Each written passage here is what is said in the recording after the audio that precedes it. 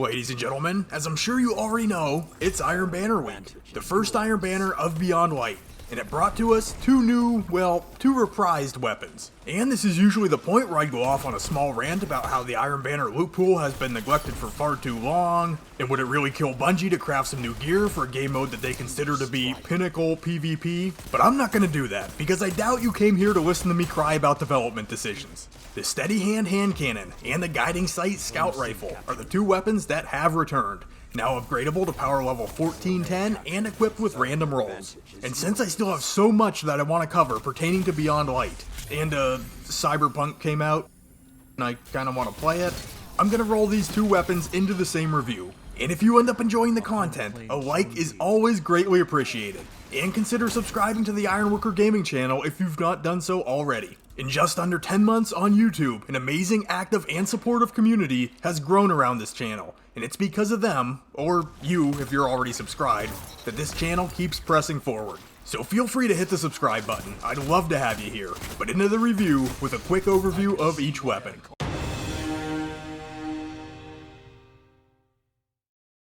Alright, we'll start off with the Guiding Sight. This is a kinetic, high-impact scout rifle shooting at 150 rounds per minute with 15 rounds in the magazine at base. I'm gonna slide in the base stats courtesy of Light.gg, and we can see the disparity in the range stat there. This is due to the Iron Gaze perk, and this is really why I wanted to review this roll.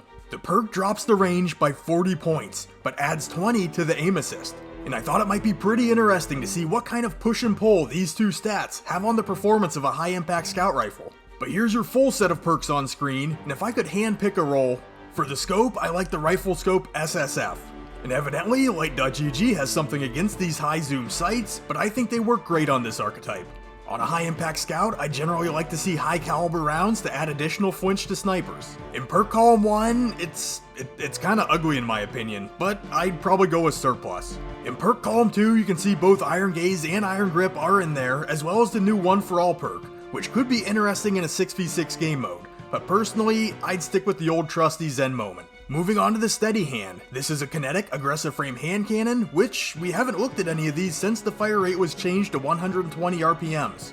Here's the base stats again if you'd like to check them out, but I do kinda like this roll that I got. The Steady Hand sight that I have on this weapon I think is really nice. Ricochet rounds as a magazine perk is still a top tier option in my opinion. Killing Wind is a perk that I am absolutely in love with right now, and Mulligan I think is a solid perk for this archetype of hand cannon. Aggressive frame hand cannons are notorious for their small magazine size, and if you're like me and, miss shots, the bullets that are being refunded are passively increasing the size of the magazine. The masterwork on this Steady Hand is in stability, and after I played one round with this gun, I went ahead and capped it off. The full perk set once again is on screen, and if I could pick them, for the sight I would stick with the Steady Hand HCS. This gives a boost to the weapon's stability, handling, and aim assist. For the mag, I'd stick with Ricochet rounds. In perk column 1, there's actually a lot of good ones here. I'm in agreement with the folks at Light.gg that any of the Crucible recommended perks, that being Zen Moment, Moving Target, or Killing Wind, I'd be happy to have. In perk column 2, while I don't have it on my roll, the one I have my eye on is Iron Grip. You do take a big hit to the reload speed, but you gain a plus 20 in stability, which can be huge for this archetype. But with that, let's run through the damage numbers real quick, and then we'll have a chat about these weapons' performance.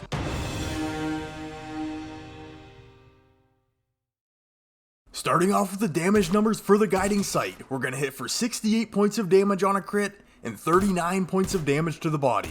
This gives us an optimal time to kill of 0.8 seconds by landing 3 crits, and a body shot time to kill of 1.6 seconds that will require 5 shots landed. For the optimal range, with the roll we have on this Guiding Sight, we're maxing out at 80 meters before we start to see damage fall off. Now for the Steady Hand, we're hitting for 90 points of damage on a crit, and 50 points of damage to the body. These aggressive frame hand cannons now have an optimal time to kill of 1 second, with 2 crits and 1 body shot landed, and a body shot time to kill of 1.5 seconds with 4 shots landed. For the optimal range, you can stretch it back to 40 meters before you start to see damage fall off. But provided you land all crits, you can still hit your optimal time to kill from 45 meters away. And I normally don't cover external buffs in my weapon reviews, but I think for this archetype it is very important. When you are charged with light, these aggressive frame hand cannons will hit for 108 points of damage on a crit. This is a very easy way to have access to lethal 2-taps in 0.5 seconds. Alright, back to the guiding sight. Here's my theory going into things with the Iron Gaze perk. In Beyond Light, the aim assist cone of a scout rifle could be increased by up to 15%. Now with the Iron Gaze perk, we're tacking on another 20 points to our aim assist stat. And maybe this would push the aim assist value up to the point where there's enough bullet magnetism or reticle stickiness on console to overperform, even with a bad range value. And yeah, I was wrong. You do not want this perk on this scout rifle. Trust me, it's bad. It's real bad. I like high impact scout rifles. I've used high impact scout rifles for a long time. This does not feel good. Let's look at the stats again. At base, we're sitting at 68 in range and 30 in aim assist. When adjusted with the perk, the range drops to an abysmal 28, and the aim assist only is getting pushed up to 50. For a point of comparison, that aim assist is 30 points lower than that of Jade Rabbit, and the range stat ends up being 54 points lower. And it might not be fair comparing a legendary to an exotic, but this really makes the bullet bloom from the shots fired spread out a little bit more than the aim assist cone can compensate for. High impact scouts are built to be deadly accurate from range, and this is a skill weapon. It's a passive weapon, but it's still a skill weapon. They reward quick and precise reticle placement from extended ranges. And chopping the overall accuracy out from underneath the guiding sight makes it feel wildly inconsistent. And even with the aim assist buff that we saw with Beyond Light, you have to remember these scout rifles are still outliers when you're looking at which weapons are meta in this sandbox. They're better overall, but they're still slightly underperforming. And on an underperforming archetype, in my opinion, consistency is something that you absolutely cannot sacrifice. Even with the targeting mod on, it didn't seem to help it enough to warrant using it with this role. So sadly, this one's gonna get scrapped. The steady hand though, I'm kinda digging it. Now, pre-Beyond Light, I wouldn't touch an aggressive frame hand cannon with a 39.5-foot pole. But I really think that the increased fire rate, the improved range, and the sandbox shifts that we saw with Beyond Light did this archetype of hand cannon a world of good. Now I gotta put in some more time to really become proficient with these 120s, but man, I can see the potential in these, and they suit my playstyle pretty well.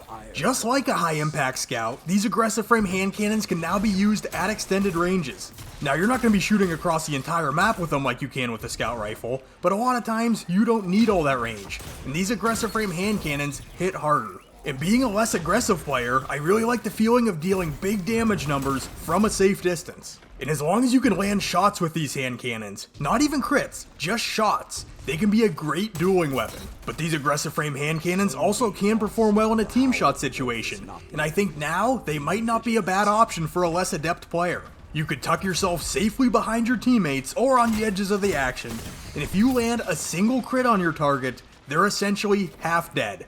And I mean, your teammates are gonna love you for this. You'll be dying less, and you can rack up defeats as your frontline players mop up easy kills on the walking wounded. And the nice thing about Steady Hand is there's a lot of things going for this weapon that can really help you land more shots. Now, the range stat is sitting at 64. This is good. You shouldn't have to mess with this a whole lot. But Killing Wind not only gives you a little more accuracy, you also get some more physical range too. This is nice. And I think Steady Hand is the only aggressive frame hand cannon that has the potential to roll with Killing Wind. The aim assist we're looking at is 65, which for the archetype is pretty good. Plus we have cheap hand cannon targeting mods in the artifact this season, so might as well make use of them. But everything's looking good in the aim assist department. Reload and handling on this archetype inherently stink, but we're not going to be in the thick of things mixing it up with the enemy team if we can help it, so these stats can be less of a factor. If you're worried about it, throw on some mods to boost these stats' performance. So that leaves stability, and this is the stat that I would be trying to boost. More stability is going to alleviate some of that bullet deviation on a shot-to-shot basis, allowing you to keep your spread tighter when using the weapon at its max fire rate. And this is why I really want Iron Grip on this weapon. It does hit the reload speed pretty hard, but the reload speed's already in the crapper. I mean, what's another flush, you know? But I really think another 20 onto the stability stat is going to be a night and day difference. I mean, just look at what I'm working with right now. Ricochet rounds, the Steady Hand sight, and a masterwork in stability give me a plus 30. Iron Grip would give me another 20. That's a plus 50. Onto the base stat of 32, that's going to net me an 82 in the stability stat. On an aggressive frame hand cannon. Yes, please.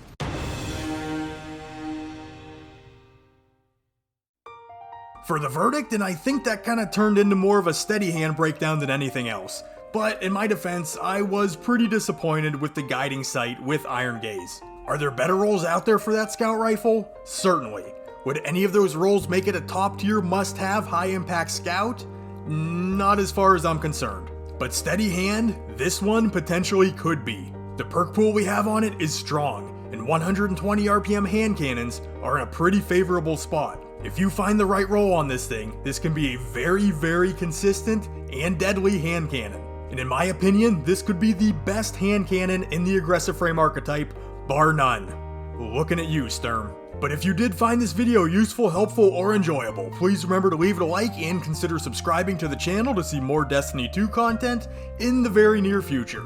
If you'd like to catch me live sometime, I occasionally stream on Twitch. You can look for Ironworker814, drop me a follow, and you'll get notified whenever I hop on. And to contact me, the best way to do so is simply to comment down below. I will be sure to get back to you. And with all that being said, I'd like to thank you for taking the time out of your day to check out this weapon review. You guys are awesome, and I will catch you on the next one.